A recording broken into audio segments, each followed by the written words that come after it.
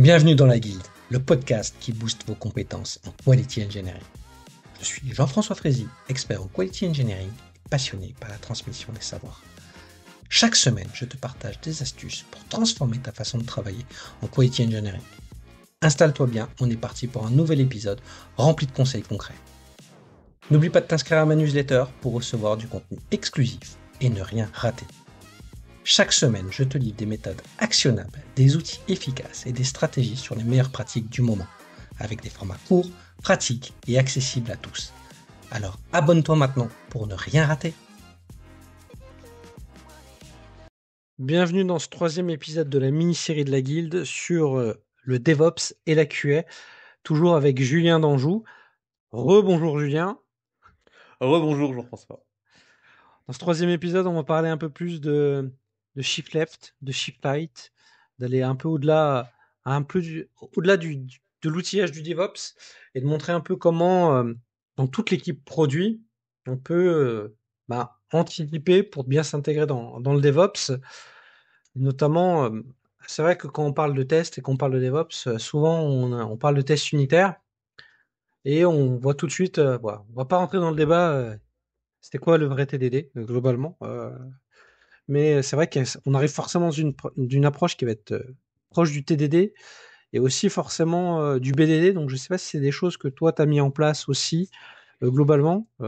Moi j'ai vu que les équipes qui étaient plutôt assez matures dans l'agilité et le DevOps, c'était ceux qui avaient quand même cette approche pensée métier pour de la tech et qui mettaient du BDD ou de l'example mapping ou tout autre organisation qui permettait de mettre tout le monde sur le même alignement métier et technique.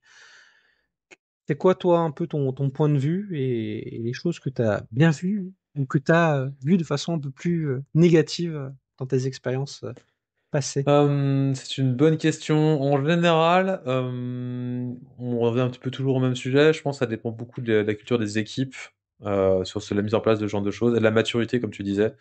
Ça va de rien du tout à des fois pousser un peu trop loin aussi le côté test, etc. Donc je pense qu'il faut toujours trouver le côté tu sais, ce petit curseur en fait, ce côté pragmatique où ça c'est bien et tu arrêtes ton niveau de test en fait au bon niveau entre essayer de savoir 100% de coverage par exemple quand tu veux mesurer du test, c'est pas très utile en général parce que tu vas tester des cas plus ou moins impossibles, tu vas tester des choses, ça va être très coûteux en fait surtout d'aller justement chercher ces derniers pourcents souvent pour pas grand chose, que de faire du 80-90%, ça peut être largement suffisant, donc c'est un peu ce genre de truc et je pense que ça dépend vraiment en général, t'as pas trop le problème parce qu'en pratique, tu vois plus souvent des équipes qui sont proches du 10% que du 100%, malheureusement. Mais je pense que c'est un peu ce côté-là sur le côté maturité de l'équipe, culture.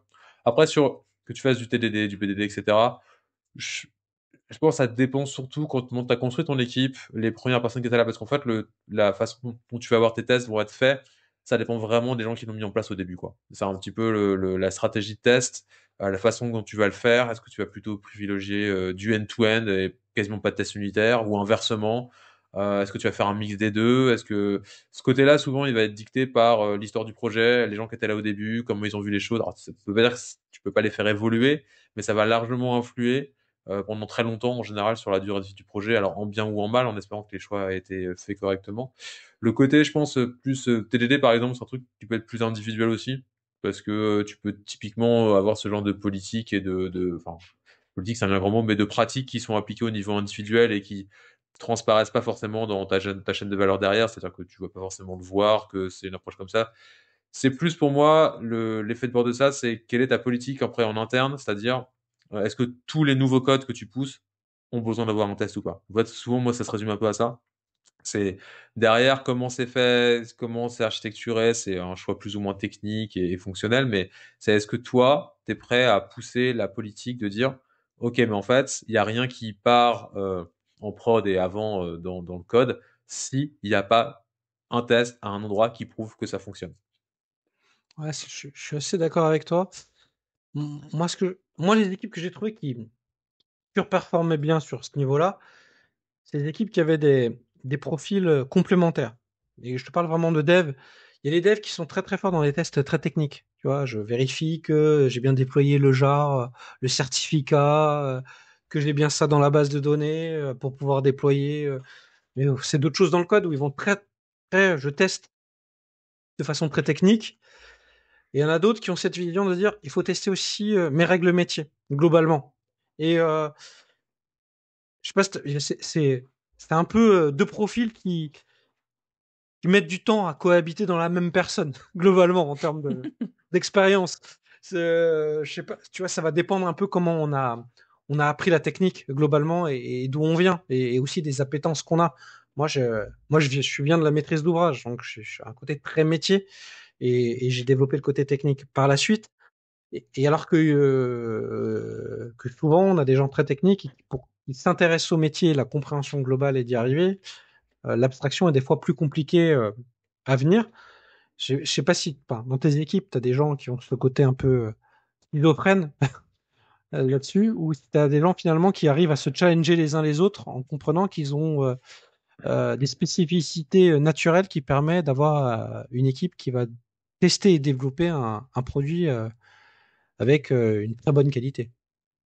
Je pense on force en fait, mais peut-être même sans s'en rendre compte, tu vois, maintenant que t'en parles, je m'en rends plus compte, mais à avoir ce double niveau. C'est-à-dire que c'est trop facile pour les ingés de tester que la partie vraiment technique. D'ailleurs, en fait, tu vois assez souvent, surtout chez les développeurs juniors, ils vont tester des choses qu'ils n'ont pas besoin de tester. C'est-à-dire que tester le fait de rajouter un élément dans une liste, il est bien là, ça sert à rien de tester ton framework Java ou j'en sais Tester rien. un getter et un setter, Ouais, non, mais ça sert à c'est rien. bien Déjà, pour faut la pas couverture du code, mais ça sert à rien, ouais. C'est Ouais, c'est ça, non, mais surtout qu'en fait, et des fois, tu vois des tests qui sont juste, tu testes une bibliothèque externe si elle fonctionne bien, mais c'est pas ton boulot de la tester. En vrai, c'est le boulot de la bibliothèque. Donc, si tu veux écrire des tests pour cette bibliothèque ou ce langage, bah, va contribuer upstream dans le logiciel ou la librairie que tu utilises, mais c'est pas ton taf. Donc, faut bien segmenter. C'est-à-dire que, tu vois, comme tu disais, stocker un truc dans une base de données, voir s'il est bien là, oui, bah, en fait, c'est littéralement le travail de la base de données. Donc, on va pas tester la base de données. Donc, faut pas tomber dans ce côté-là, parce que ça, c'est trop facile, ça sert à rien. C'est-à-dire que tu écris du test, des tests que tu maîtrises entièrement, qui vont jamais échouer parce que tu n'es même pas responsable de la moitié du code que tu vas exécuter, donc vraiment aucun intérêt. Et effectivement, il faut monter d'un cran, c'est-à-dire, certes, tu peux faire des tests unitaires et tester des ensembles de plusieurs fonctions, des choses que tu as faites toi-même avec des algos que tu as fait toi-même, ok, mais assez vite, une fois que tu as fait ça, parce que ça bouge pas, honnêtement, ce genre de test, maintenant, tu peux quasiment l'automatiser à coup de LLM pour l'écrire, tellement c'est bateau, quoi, quand tu testes assez unitaire. Après, ce qui est intéressant, c'est ce que tu dis, c'est le côté métier, où en fait, tu veux tester des scénarios, des règles métiers, etc. Ce qui se passe chez nous, par exemple, c'est les ingés font les deux, c'est-à-dire qu'ils s'ils écrivent des choses bas niveau, ils vont écrire ces tests bas niveau pour voir que la mécanique de base du soft fonctionne bien et que ça fait bien ce qu'ils ont dit. Mais par-dessus ça, ces mécaniques, ces principes premiers, tu vas les utiliser pour construire autre chose qui a plus de valeur. Et ça, il faut le tester. Typiquement, c'est là où en général tu rentres plus dans le côté test fonctionnel pour moi. Et c'est ce que nous on fait énormément. On a toute une partie de nos tests qui sont des tests unitaires et une autre partie qui sont des tests fonctionnels où on a des scénarios littéralement dans notre cas c'est une merge queue, donc c'est un truc de développeur, mais voilà, on crée des pull requests automatiquement, on va regarder ce qui se passe si tel cas tombe dedans, si notre moteur fait bien, applique bien les bonnes règles, fait bien de choses, et on a tout un jeu de tests comme ça pour des dizaines et des dizaines de scénarios. Alors c'est pas si long que ça à écrire, ceci dit, parce qu'une fois que t'as bien créé ton petit framework de test, en fait, c'est assez facile, hein, ça ressemble un peu à du copier-coller et changer deux, trois paramètres pour tester les scénarios, faire des tests paramétrisés, etc. Donc c'est assez facile. Par contre, la puissance de ça derrière, c'est que bah, tu as des dizaines et des dizaines de tests qui sont joués sur tous tes aspects fonctionnels et quand tu te déploies, tu sais que bah, du coup, tu n'as cassé aucun cas de tes utilisateurs. Et à contrario, quand tu as un bug report un problème d'utilisateur, nous, le premier truc qu'on fait, c'est un peu le côté TDD, mais c'est qu'on va prendre, je sais pas, la configuration de l'utilisateur, la mettre dans le test, écrire le test pour dire, OK, pourquoi ça marche pas, et voir qu'effectivement ça marche pas dans le test aussi, et corriger le code. Et le fait de faire ça, ça te fait gagner un temps de fou, et en plus, tu n'as jamais besoin de le faire une deuxième fois. C'est-à-dire que jamais, ce qui est un peu le principe même de perdre son temps, c'est de faire plusieurs fois la même chose, quoi. Donc là, tu l'as fait une fois, tu l'as mis dans tes tests, la à valeur moins de que tu lances ça, la logique métier, normalement, ça devrait le faire. c'est ça. Exactement. Et donc, du coup, si c'est pas le cas, en tout cas, tu le vois vite et tu le vois avant l'utilisateur. Parce que ça, c'est le deuxième point. C'est-à-dire que si c'est l'utilisateur qui te rappelle ou un autre qui t'appelle en disant, hey, vous avez corrigé ça, mais ça, maintenant, ça marche plus. C'est la honte. Alors, vraiment, si tu sais pas faire ton taf, C'est quoi. vrai que c'est pas évident. Puis dans des mondes ultra concurrentiels, on peut vite changer d'une solution à une autre. Ouais. Des fois, ça peut piquer.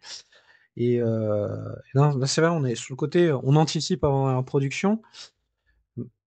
Moi, je me demande aussi si tu fais un peu dans ton entreprise ou dans ton monde d'avant du shift right avec tout ce qui va être observabilité. Parce que quand même, tu proposes l'observabilité de Ouais. la CI/CD, donc je me doute que tu dois en mettre.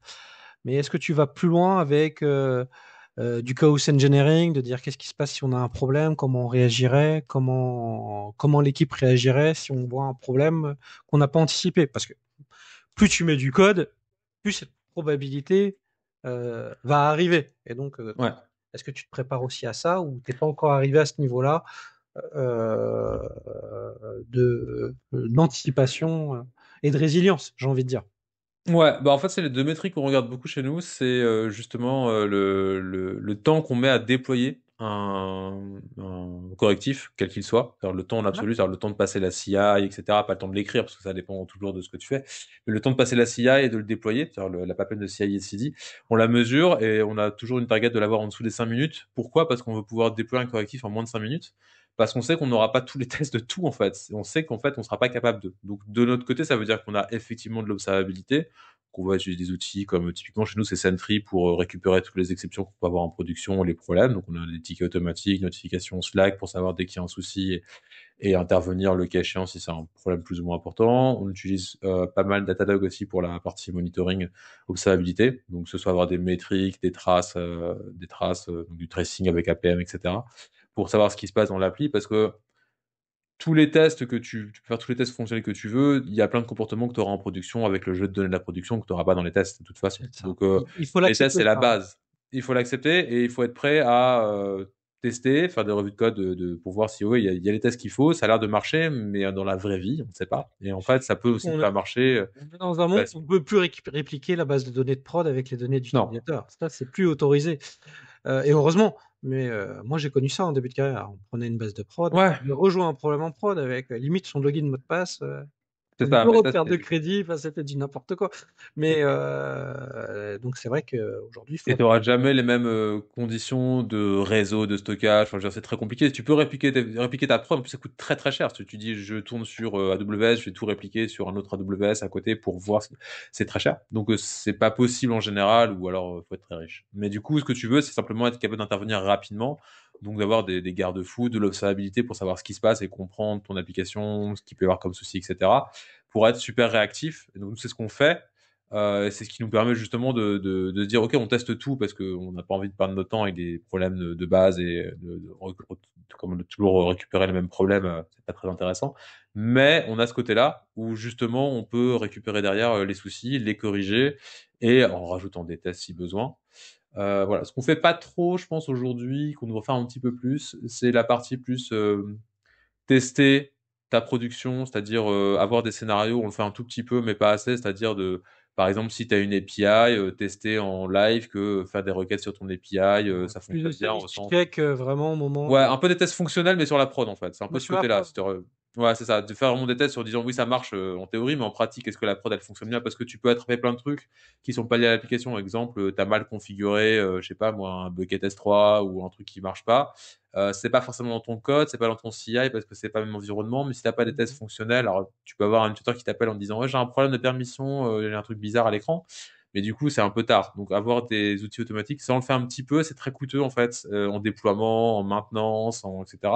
Donc, on a un tout petit peu, mais je pense que c'est un truc qui est bon à rajouter au fur et à mesure que tu grandis selon ce que tu fais, et selon l'impact que ça peut avoir à tous les niveaux.